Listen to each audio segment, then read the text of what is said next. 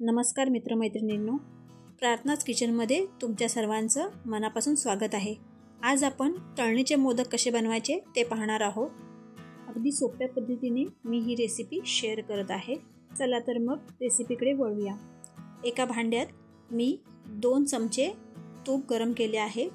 त्याच्यामध्ये एक मोठी वाटी किसलेले ओले खोबरे मी इथे परतून घेणार आहे। छान परतून झाले की याच्यामध्ये मी घालणार आहे अर्धी वाटी गूळ।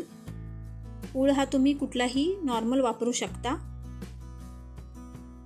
गूळ परततानाच आपल्याला याच्यामध्ये घालायचे आहे 1 चमचा वेलची पावडर, सुका मेवा म्हणजे मी इथे काजू, बदाम आणि पिस्ता घेतलेला आहे। छान खमंग सारण हे आपल्याला इथे परतून घ्यायचे आहे। हे बघा, अशा प्रकारे आपले सारण थंड होईपर्यंत मी इथे पीठ मळून घेत आहे। मी इथे 2 वाट्या गव्हाचे पीठ घेतलेले आहे।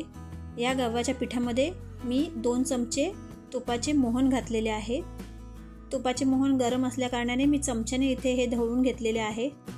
थोड्या वेळाने मी इथे हे हाताने चांगले नीट पसरवून घेतलेले आहे। त्यानंतर मी इथे घातले आहे चवीनुसार मीठ, तेही मी इथे नीट मिक्स करून घेतलेले आहे।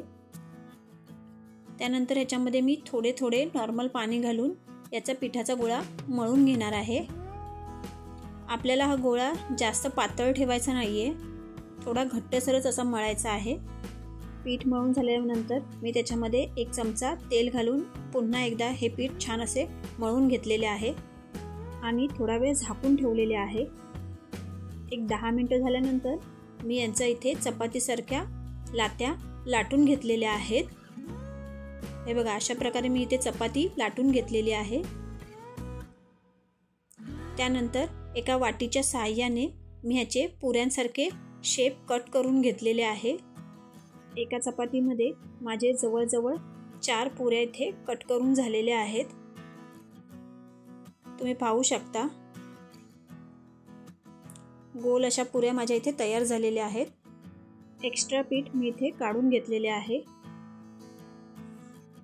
त्यानंतर हे बघा, हे जी आहे गोलपुरी, त्यातला मी मोदकाचा शेप देणार आहे। पुरीच्या गोल बाजूने मी याला पाकळ्यांचा शेप देणार आहे। तुम्ही पाहू शकता मी कशा प्रकारे एक पाकळीचा शेप इथे देत आहे। तांदळाच्या पिठाला आपण मोदकाच्या साच्यामध्ये सहजरित्या शेप देऊ शकतो, पण इथे गव्हाच्या पिठामध्ये ते पॉसिबल होत नाही। हे पहा, तयार केलेल्या शेपमध्ये मी सारण भरलेले आहे।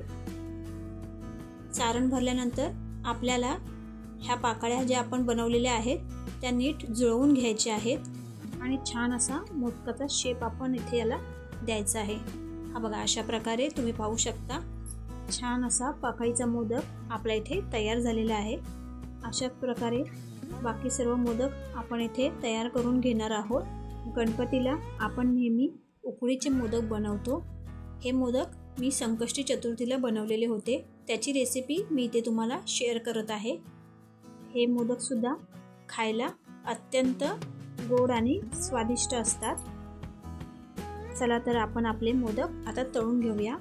एका कढईमध्ये मी मध्य आचेवरती तेल गरम करून घेतलेले आहे आणि एक करून मी हे मोदक ह्या तेलामध्ये सोडणार आहे।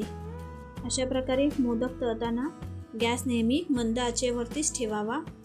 खमंग असे आपले मोदक इथे तळून घ्यावेत। खरपूस लाल रंग येईपर्यंत आपल्याला इथे हे मोदक तळून घ्यायचे आहेत। हे बघा, अशा प्रकारे आपले इथे मोदक इथे तळून झालेले आहेत। तुम्हाला माझी रेसिपी कशी वाटली हे मला कमेंट बॉक्समध्ये नक्की कळवा आणि माझ्या चॅनलला लाईक, शेअर आणि सबस्क्राईब करायला विसरू नका, जेणेकरून असेच नवनवीन व्हिडिओ मला तुमच्यापर्यंत पोहोचवता येतील। व्हिडिओ पाहिल्याबद्दल तुमच्या सर्वांचे मनापासून आभार।